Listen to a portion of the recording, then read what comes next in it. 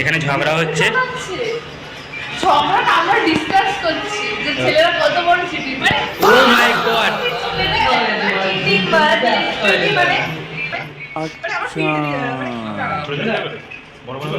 মেয়েটা আরে দেখ মেয়েটা এত ভালো ছিল ছেলেটা ভাই মানে পাল্টে গেল পুরো মানে ছেলেটিকে ছেলেটা হচ্ছে স্পিচগুলোর ইংলিশ রাওয়াল ঠিক আছে আপনি এখানে